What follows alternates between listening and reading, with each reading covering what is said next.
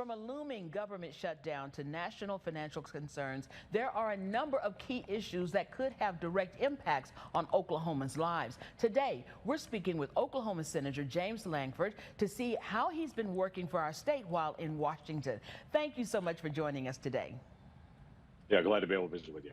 Well, of course, you know, we already mentioned the elephant in the room. One of the biggest issues is the threat of a government shutdown. Could you give us an update on the progress being made to prevent that from happening and the steps you're taking to keep the government funded? So I've actually had a bill that's been a bipartisan bill for the last 5 years called Preventing Government Shutdowns. Government shutdowns actually cost the taxpayer more money.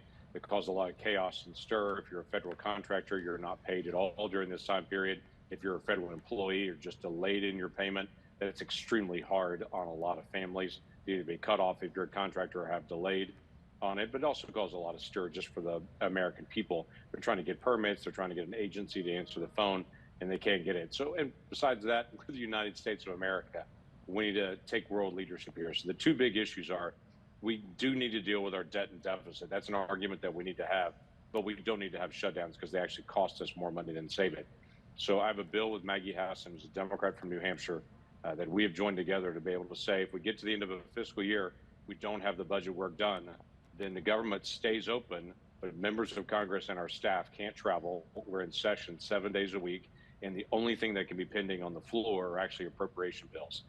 It's the equivalent of, if you don't get your work done in class, you got to stay after class to be able to finish it. But the American people, federal workers, everybody else is held harmless. But it puts us in the position we should be in. Let's have the argument about debt deficit. We need to solve these issues, but we don't need to have federal workers and federal families and the American people and all the chaos that happens during the shutdown. And you are so right. And of course, that it's not fair, but for you all to take that on your shoulders, that would make much more sense. Plus, everything is virtual these days, so a lot of things could be done virtually. We could actually, but we need to be face-to-face to be able to have all the budget issues. So for us, we need to stay in Washington, D.C., have the debate 7 days a week until we actually get a result. Because these are hard issues that do need to be resolved. We're $2 trillion in overspending just this 1 year. So the numbers are huge and very out of balance. So we've got to be able to work to be able to get it back in balance. We go back just about 25 years ago, the federal government was in a balanced budget situation. In the last 25 years, there's just been an acceleration of spending that we have got to get back under control again. So it can be done. It's just going to take some work and focus, and we've got to be able to stay until we get it done. Now, you were mentioning a moment ago about the act that you are working on, that you've set out there, the Government Shutdown Act. I think it's what's called. So tell us about that. Tell us how that directly impacts Oklahomans. Yeah, so it's called the Preventing Government Shutdowns Bill. It will directly affect Oklahomans in the way that we look at things like the FAA. The FAA and what we do for air traffic control school here, that's done for the entire country out of Oklahoma. Well, a lot of the training that actually happens in FAA is done by contractors. And so if we have a government shutdown, while federal workers, they're doing air traffic control training, they continue to stay on the job. They're just not getting paid at that time. Contractors are not on the job and they're not paid.